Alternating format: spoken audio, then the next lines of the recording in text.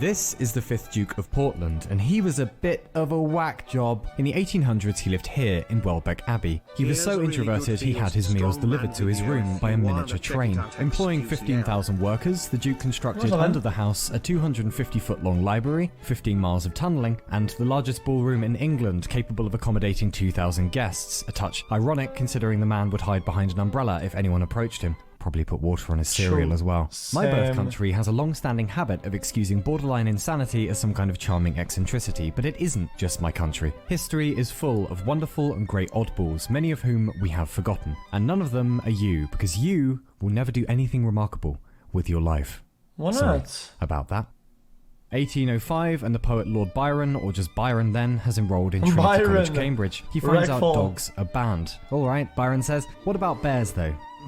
Sorry. Trinity College, Cambridge says, Byron gets a bear and it stays in his lodgings and he takes it for walks on a chain, much like a dog. So that happened. Several years later, John Mitten was on an alleged ration of 8 bottles of port a day. One day, he invites a number of his well-meaning neighbours over to his house. John Mitten then bursts into the drawing room riding a bear. The animal was not a sporting fellow as it turned out, as it bit Mitten, then went on to attack a servant. Ursus, more like Arsus. Anyway, that's just rich people though, isn't it? Anyone could go bonkers if they have lots of cash. Well, how about rags to riches stories?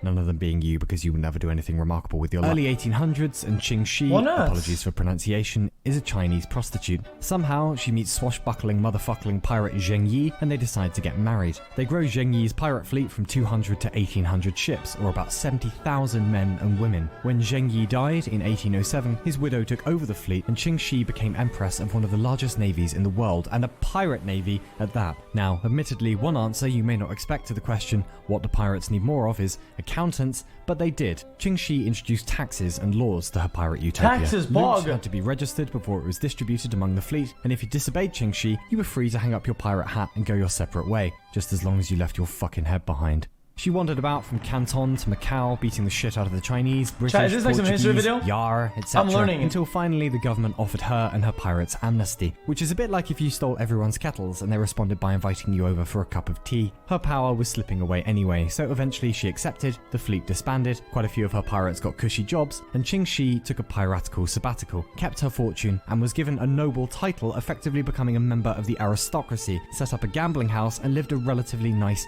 life. What is the moral of the story here? Be clever, be a pirate, kill people, chill, pretty badass.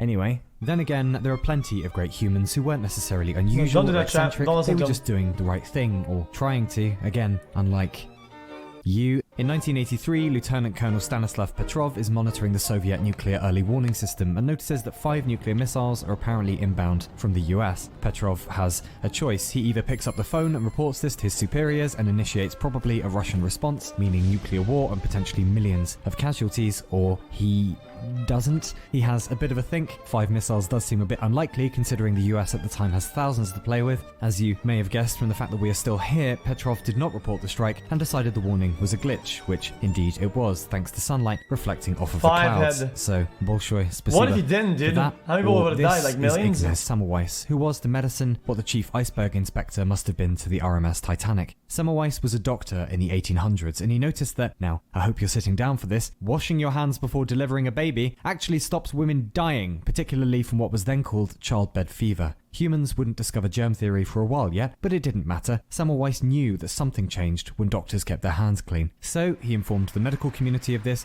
and won loads of awards and died happy and respected, and oh wait no, humans are shit and the opposite happened. Semmelweis was ridiculed mercilessly by the medical community, despite having proof of his hygiene theory, eventually had a breakdown and died 14 days after being committed to a mental institution, probably after being beaten up by the guards. What the fuck? A century later, and this is Sergei Korolev. In 1933, he designed the first liquid fuel rocket to take off in the USSR. That's so fucked up, dude. He was rewarded for his efforts with imprisonment and a stay in the Gulag. By some miracle, he was released and went on to mastermind the first satellite in space, the first dog, and, of course, the flight of Yuri Gagarin, who, on the 12th of April 1961, became the first of the Homo sapiens to leave the Earth, orbiting our planet for 108 minutes in Vostok 1. Sergei Korolev would die 5 years later, probably thanks to injuries sustained in the Gulag. The Soviet space program was extremely secretive, and he was largely unknown in his lifetime. As history marches on, one day our period will blur into the countless others, behind and ahead. We are not special, but some events will stand out. This will stand out. It was the first time we ever touched the heavens, and it was in large part brought to us by a man grossly mistreated in his lifetime and largely still untalked of today, outside of science and engineering circles. There is currently a portrait of him in the service module of the International Space Station above us right now. And if, by some miracle, our species emerges from its current adolescence, there is every chance Sergei Korolev's portrait will one day accompany astronauts to corners of the heavens Korolev couldn't have imagined, even in his wildest dreams.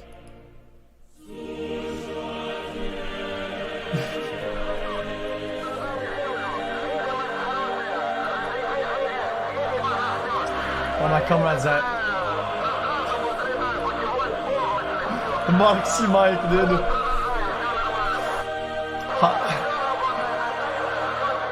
Multi-million-dollar missiles or what fucking space stations did. $6 microphone.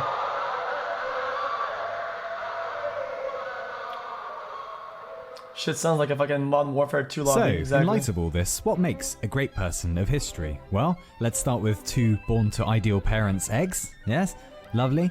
2 cups of in the right place at the right time sugar. Excellent.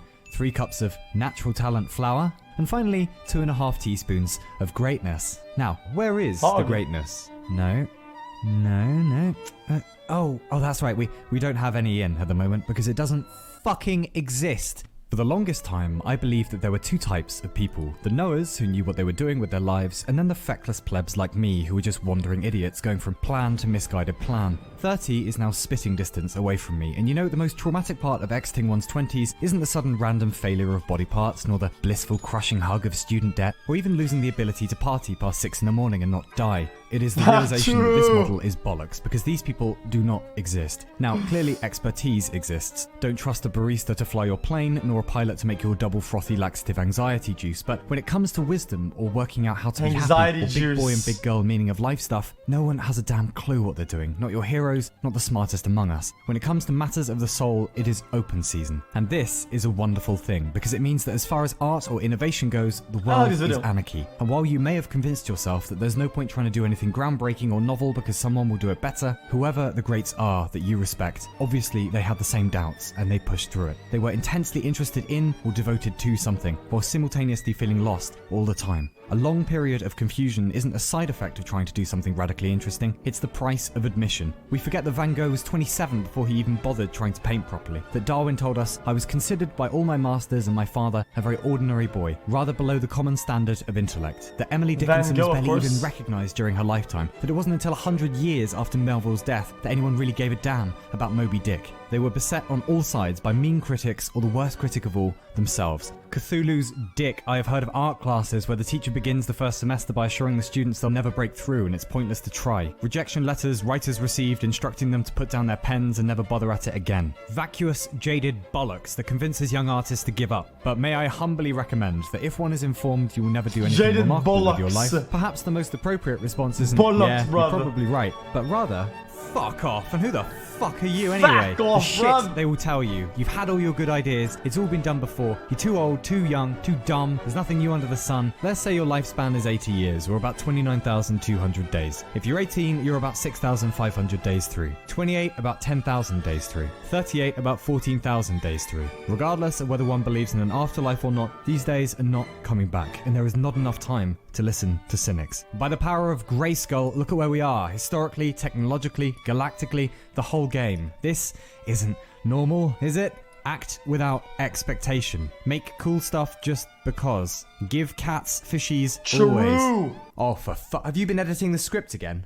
Today, this week, this month, year, decade, and century, it will occasionally be referenced in history, and that will be that. If one is cautious about pursuing an unusual path, it may help to remember that the cynics will be forgotten just as readily as your failures will be too. There has never been a better time to do a thing. And just by virtue of how weird existing is in the first place, there are a trillion interesting things still undone, unmade, Every and time I unsaid. see that Those place, areas have not been drilled, Eli. I think the It is people a who fell down wilderness the out there fucking for everyone. staircase. It always was. The greats didn't know they were greats. They were just mortal humans who refused to bow to cynicism. And were we to draw some collective lesson from their lives, it might sound something like, if the fuckers give you lined paper, write the other way.